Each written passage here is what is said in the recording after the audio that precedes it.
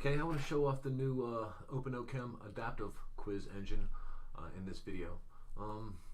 Let's look at how we create different quizzes in OpenOChem. To create a quiz, the old quiz type, you click New Quiz, and you give it a title, and you can set some of these other settings. That's kind of the boring part.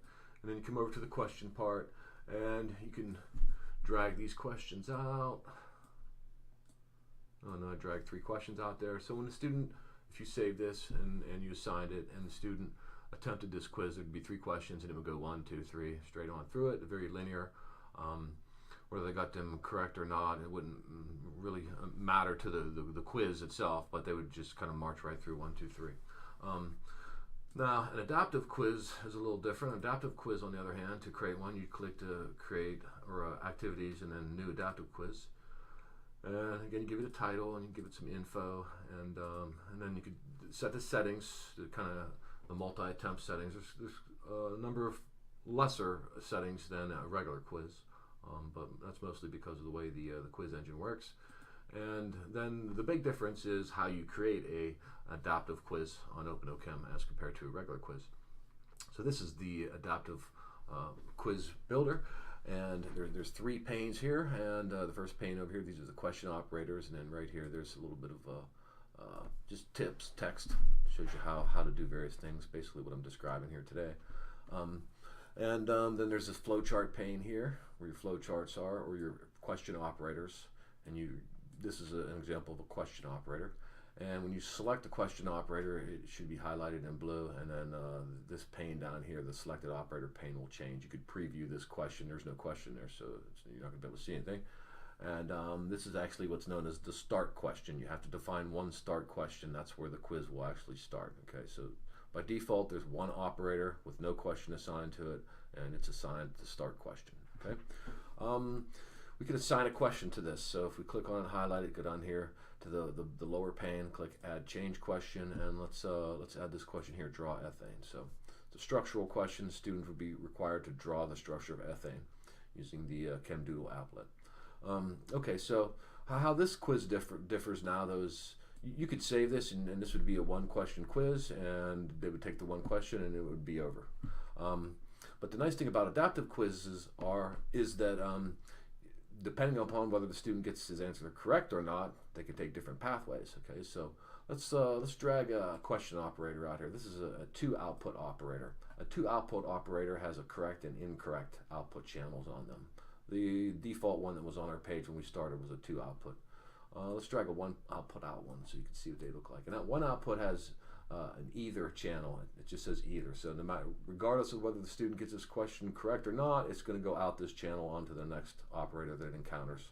If it doesn't, if during a quiz there's no operator that it encounters going out one of the channels, the quiz just ends at that point. Okay.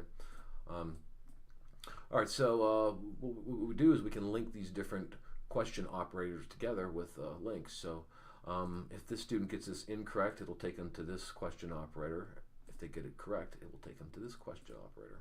Okay. Then we can assign questions to these. Let's assign a question to this operator here.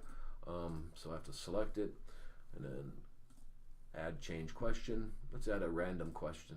Let's go to some category. I don't know, here's some multi-choice question category. I made a bunch of multi-choice questions when I was testing it at one point.